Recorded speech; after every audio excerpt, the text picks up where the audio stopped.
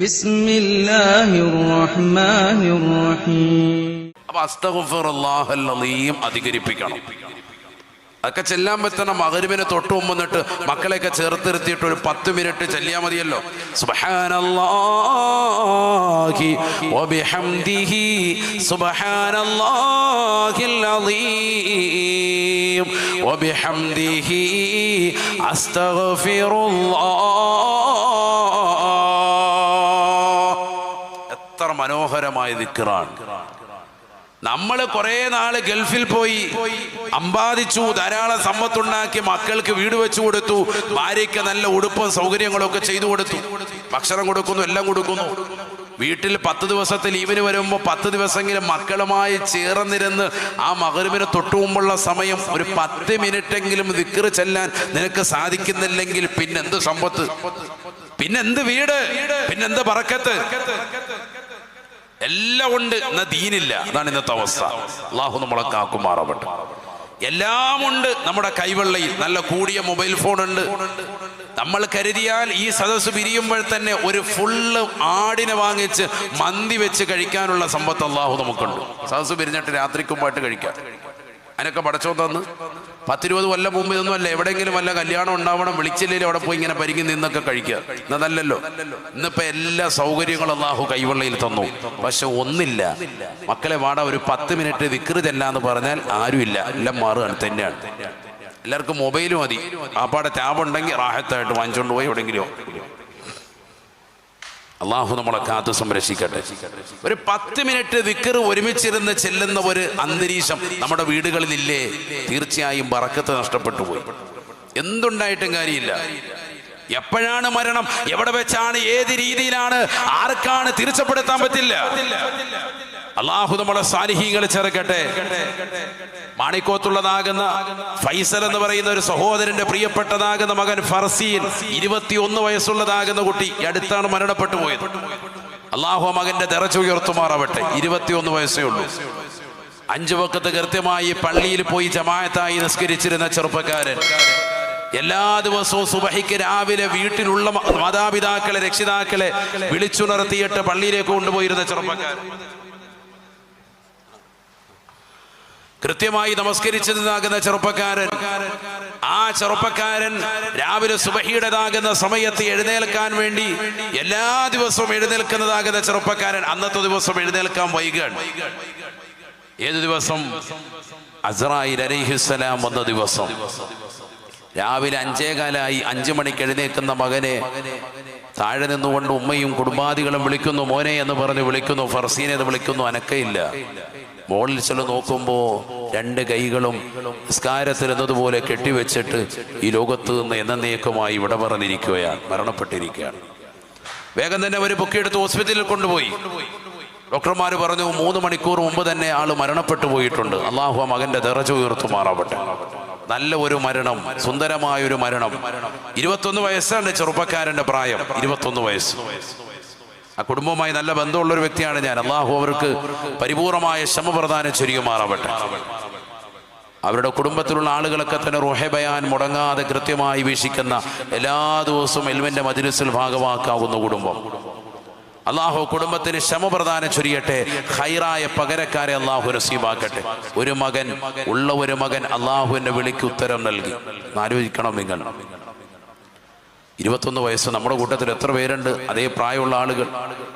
നമ്മൾ ആരും മരിക്കുകയോ ഈ ലോകത്തുനിന്ന് വിട പറയില്ല എന്നുള്ള ചിന്ത ആർക്കും വേണ്ട. ഈ സദസ്സ് പിരിഞ്ഞ് രാത്രി പോയി ഉറങ്ങി നാളെ ലാസ്റ്റ് സമാപന ദിവസത്തിൽ നമുക്കുണ്ടാവുമെന്ന് ആർക്കും ഉറപ്പിക്കാൻ പറ്റൂല. മറ്റന്നാൾ ചോറ് കൊടുക്കുന്ന ദിവസം അതിന്റെ ഒരു വറ്റ് ചോറ് കൂടി കഴിച്ചിട്ടേ ഞാൻ ഈ ലോകത്തുനിന്ന് വിട പറയൂ. ആർക്കും ഉറപ്പിക്കാൻ പറ്റൂല. എപ്പോ വേണമെങ്കിലും മരണം സംഭവിക്കാം. ഇതാണ് ദുനിയാവ്. അള്ളാഹു നമ്മളെ സാലിഹ്യങ്ങൾ ചേർക്കട്ടെ. എപ്പോഴെങ്കിലും ഇത് പ്രായമൊന്നും പരിധിയൊന്നുമില്ല. ഞാനിപ്പോ ഇന്നിപ്പോ മാണിക്കോത്ത് തന്നെ മറ്റൊരു വീട്ടിൽ കയറിയിട്ട് വന്നത്. മിനിഞ്ഞാണ് അദ്ദേഹം മരിച്ചുപോയത്, മരണപ്പെട്ടു പോയത്. അല്ല, വലിയ പ്രായമൊന്നുമില്ല മനുഷ്യൻ. ആ മനുഷ്യനും മരണപ്പെട്ടു പോയി. രാത്രിയിലാണ് മരണപ്പെടുന്നത്. രാത്രിയിൽ ഉറങ്ങാൻ വേണ്ടി കിടന്നതാണ്. രാവിലെ വിളിച്ചു നോക്കുമ്പോൾ ആള് വഫാത്തായിട്ടുണ്ട്, മരണപ്പെട്ടു പോയിട്ടുണ്ട്. അല്ലാതെ കൂടെ കിടക്കുന്ന സ്വന്തം ഭാര്യയെ പോലും വിളിച്ചുണർത്തിയിട്ട് ഞാനിതാ മരിക്കാൻ പോകാന്ന് പറയുന്നില്ല. അതിനുള്ള സമയം പോലും ഇല്ല. തൊട്ടടുത്ത് കിടപ്പുണ്ട് ഭാര്യ, അവര് പോലും അറിയുന്നില്ല. രാവിലെ വിളിച്ചു നോക്കുമ്പോൾ ഇച്ഛ മരണപ്പെട്ടു പോയിട്ടുണ്ട്.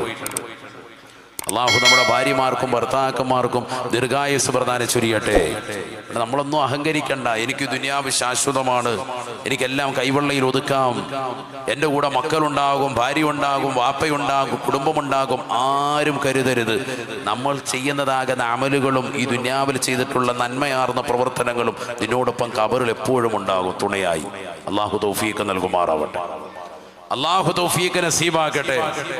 അതുകൊണ്ട് മനസ്സിലാക്കിക്കോ, അതുകൊണ്ട് ദിക്ർ ചൊല്ലിക്കൊണ്ട് നിൽക്കേണ്ട സമയമാണ് ആ മഗ്‌രിബിന്റെ സമയം. ആ സമയത്ത് കറങ്ങി നടക്കരുത്. പിശാചി ഏറ്റവും കൂടുതൽ കറങ്ങുന്ന സമയമാണ്.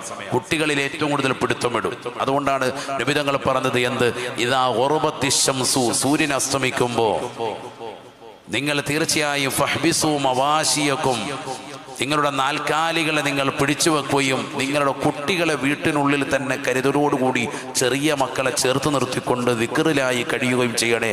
ഹബീബ് മുഹമ്മദ് റസൂലുള്ളാഹി സ്വല്ലല്ലാഹു അലൈഹി വസല്ലം. ഞാൻ ചോദിക്കട്ടെ, ഇന്നത്തെ ഇശാ മഗ്‌രിബിന്റെ ഇടയിൽ എത്ര പേര് സൂറത്തുൽ വാഖിയ ഓതി? കൈ ഉയർത്തണ്ട, ഒന്ന് ചോദ്യമാണ്. നിങ്ങൾ മനസ്സിനോടൊന്ന് ചോദിക്കാൻ. നമ്മൾ സുന്നി എന്നാണല്ലോ പറയുന്നത്. സുന്നി എന്ന് പറഞ്ഞിങ്ങനെ അടക്കുന്നതല്ലാതെ എവിടെ സുന്നത്തെയോ നമ്മൾ സുന്നി എന്ന് പറഞ്ഞാൽ, ഇന്നത്തെ സുന്നി എന്ന് പറഞ്ഞാൽ എവിടെയെങ്കിലും മൗലൂദ് ഉണ്ടെങ്കിൽ ചോറ് അടിച്ചുകൊണ്ട് പോവുക, അതാണ് സുന്നി. ഇന്നത്തെ സുന്നി അങ്ങനെയായി മാറി. റാത്തീബ് എവിടെ ഉണ്ടെങ്കിൽ ലാസ്റ്റ് കയറി ചെല്ലുക, നല്ല റാഹത്തായിട്ട് നെയ്ച്ചോറും പള്ളിക്കറിയും സെറ്റ് ചെയ്ത് അകത്താക്കുക, സുന്നി ദം ചെയ്ത്. ഇതാണ് ഇന്നത്തെ സുന്നി. നിസ്കാരം കഴിയുമ്പോൾ ദിക്റിന് ആളില്ല, ഇവന്റെ പേര് സുന്നി എന്നാണ്. സുബ്ഹാനല്ലാഹ് വിളിക്കുമ്പോൾ ആചാര്യ ഇറങ്ങിപ്പോയി.